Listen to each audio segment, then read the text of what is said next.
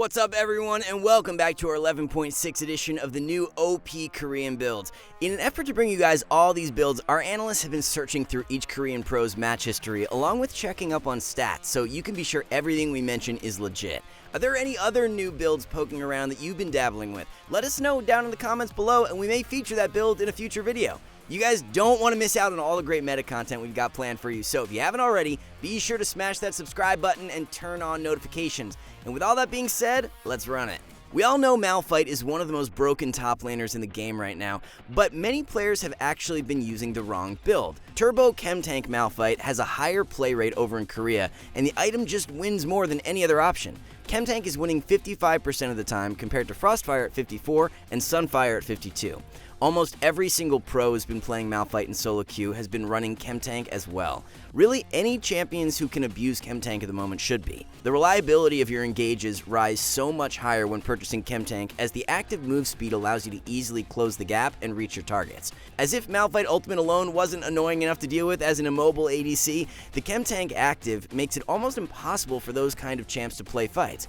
Pop Chemtank, get in range of ult, and watch as the target you go on is helplessly blown up by a full tank. The complete build to run is Chemtank into Thornmail second and Randuin's third. Take Comet as your keystone with Inspiration secondary opting for Biscuits and Time Warp tonic. It seems like every patch as of recent we have a new top lane champion abusing Essence Reaver, and this time it is Wukong. The burst power on Essence Reaver Spike is really nasty for Wu and synergizes surprisingly well with his kit. Wukong Q combined with the Spellblade proc from Essence Reaver will chunk extremely hard. You can play around short burst trades and you'll come out on top every single time. Since ER doesn't provide you with any kind of durability, you want to transition into a Stride Breaker second and then Black Cleaver third. This build is so nice because it gives you a really great mix of damage and tankiness. The mana restore is amazing for Wukong as well, since it allows him to stay on the map longer and not have to worry about running out of mana while trying to clear waves. The rune page is standard stuff with Conqueror as the keystone paired up with Inspiration secondary running Free Boots and Biscuits. A new rune setup we're seeing Korean junglers like Tarzan spamming a ton in solo queue is Predator Lillia. In Korean high elo, Predator is Lillia's best performing keystone stat-wise too, as it's winning 53% of the time compared to Dark Harvest and Phase Rush, both at 47%. The idea behind the rune page is that Predator gives you easier access into fights to find those clutch sleeps with ult. If you're able to pop Predator and use the move speed to catch out a high priority target, then it gives Lillia a lot more consistency. After all, Lillia Ultimate is one of the most influential teamfight tools in the game, and Predator allows you to find those high value plays more often. The complete rune page that pros are running consists of Predator with Cheap Shot, Eyeball Collector, and Ravenous Hunter. Secondary runes are from the Sorcery Tree with Nimbus Cloak and Water Walking. The build is still a Liandry's Rush into Zanya's second, and then Cosmic Drive works really well third. A new build for Taliyah jungle that Ambition has been hard spamming in solo queue is an Everfrost Rush. It's not only the Everfrost, but it's also taking Phase Rush as your keystone. This setup gives you absolutely disgusting kite power, as you've got the move speed from Phase and slow from Everfrost. Everfrost active feels really good on Taliyah since she can use it to easily line up her W or lock the enemy in place after W has been used. Since Taliyah's a shorter ranged mage, the health from Everfrost providing her with more durability is really great and gives you a little more leeway to play more aggro. Phase Rush just makes it so that the enemy will have an extremely hard time ever catching you out. As long as you're playing around the Everfrost active cooldown along with Phase Rush, there is little chance of you losing out on a skirmish. The complete build is Everfrost into Zanya second and Void Staff third. Roll with Phase Rush while taking Taste of Blood and Ravenous Hunter for secondaries. Showmaker has been experimenting with a new AD Bruiser Katarina build consisting of a Divine Sunderer rush. If you're unaware, Katarina has a ton of AD ratios in her kit, and her passive now procs on hit effects, which makes an item like Divine Sunderer really good. Of course, you're losing out on some one-shot potential, but Divine provides a large chunk of health, which allows Cat to survive much longer in fights.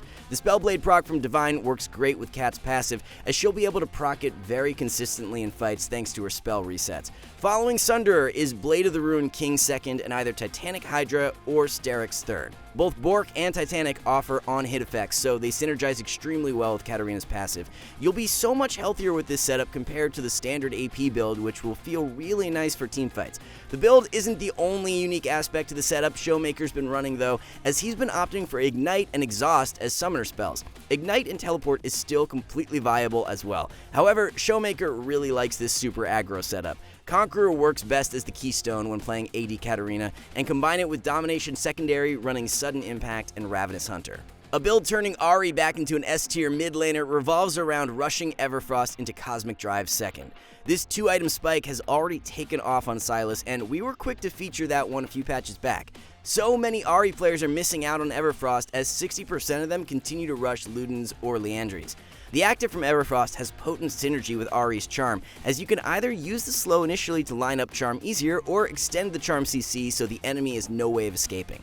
Since Ahri is very reliant on having ult off cooldown to make pick plays, Cosmic Drive works way too well. With Lucidity Boots, Everfrost, Cosmic Drive, and Transcendence, you hit 90 haste on your mid-game spike, which is the equivalent to 47% cooldown reduction. By taking Ultimate Hunter and Runes, you tack on another 31 haste, which will reduce your ult cooldown from 105 seconds base all the way down to 48 seconds. You just have so much consistent playmaking threat, with ult being on this low of a cooldown, which allows Ahri's mid-game carry power to rise very high. You'll usually complete your core build with Zhonya's, however, Horizon Focus can also work for a bigger damage punch. The complete rune page will consist of Electrocute as the keystone, combined with Sorcery Secondary running Mana Flow and Transcendence. Moving on to a couple ADC builds now, we got a spicy one that T1 ADC Gumayasi has been playing on his Jinx.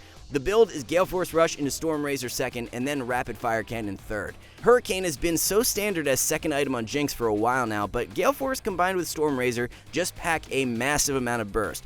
The energized bonus damage from Stormrazor combined with the Galeforce active damage proc allows for Jinx to chunk extremely hard and gives her way more outplay potential. With Kraken and Hurricane, you're very vulnerable with no sort of self-peel, but with the dash from Galeforce and slow from Stormrazor, you can kite things out extremely well. The low mobility factor is one of Jinx's core main weaknesses, so the build really helps to shore that up. Single target damage wise, you will always win out with Galeforce and Stormrazor, so especially in games where the enemy comp lacks a heavy front line, look the way of this new build.